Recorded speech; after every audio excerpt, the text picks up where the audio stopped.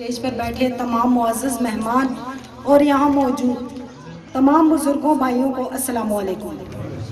सबसे पहले तो मैं जनाब इदरीस आलम बजरानी साहब और जनाब मोहम्मद अकील बजरानी साहब और उनकी सारी टीम का शुक्रिया अदा करती हूँ कि उन्होंने ये ताज़ियती रेफरेंस मुनक़्क़द करके हमें हमारे महबूब कायद मोहम्मद मतलूब इनकलाबी साहब की शख्सियत के बारे में बोलने का मौका दिया।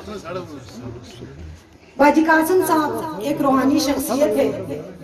वो दुनिया में आए, प्यार दिया, मोहब्बतें बांटी, लोगों की खिदमत की, इंसानियत की खिदमत की और दुनिया से पर्दा पोशी फरमाई। अल्लाह पाक से दुआ गो हैं कि उन्हें जन्नतुल फिरदौस में आला मकाम अता फरमाए। मैं अपने कायद की बात करूं तो पिछले 5 साल से मैं उनको बहुत करीब से महसूस किया है, जाना है।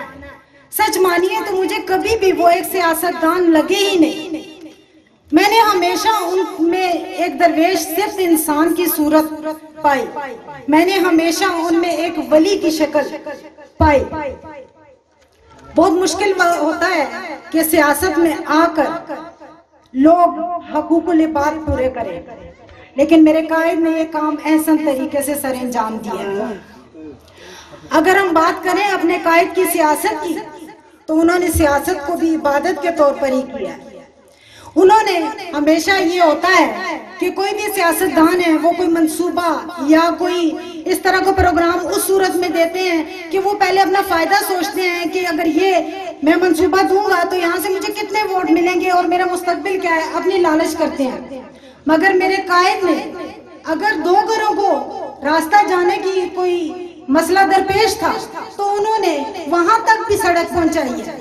अगर एक गांव के चंद लोग भी मुतासर थे तो उन्होंने उनको भी पुल दिया। अगर गांव की कुछ बच्चियों को मसला था और वो स्कूल नहीं जा सकती थी तो उन्होंने बिला तखसीस वहां पर भी स्कूल बनवाए। गर्ज मेरे ख्याल में उन्होंने कभी भी अपनी जात के लिए सोचकर सियासत नहीं की और ये बहुत मुश्किल काम होता है।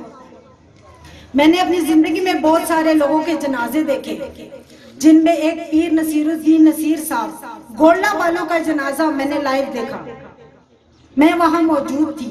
मैंने लोगों को रोते देखा, मैंने लोगों को बिलखते हुए देखा, मैंने लोगों को मीलों पैदल चलते हुए देखा।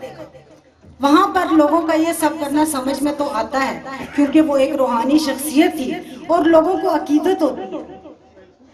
मगर मेरे भाइयों, मैंने 30 नवंबर को बेला स्टेडियम रोड के ऊपर फिर वो मंजर देखा। मैंने लोगों को फिर से उसी तरह रोते हुए देखा। मैंने लोगों को बेताब देखा अपने कायद की एक झलक देखने के लिए। वहां मुझे ये कभी यकीन हो गया कि ये जनाजा किसी सियासतदान का जनाजा नहीं हो सकता। ये जनाजा भी किसी वली अल्लाह का जनाजा ही होगा। मैंने अपने कायद के चेहरे अनवार को देखा। यकीन मानिए वो किसी भी तरह किसी मैयत का चेहरा नहीं था। मैंने उनको देखा और मुझे ऐसा महसूस हो रहा था कि कोई सो रहा है और अभी मुस्कुराते हुए जागकर आंख खोल देंगे। मेरे भाइयों, मेरे कायद ने जिस तरह बिला तखसीस मोहब्बतें बांटी हैं, वो मोहब्बतों के अमीन थे, मोहब्बतों के सफीर थे। मगर मौत एक अटल हकीकत है।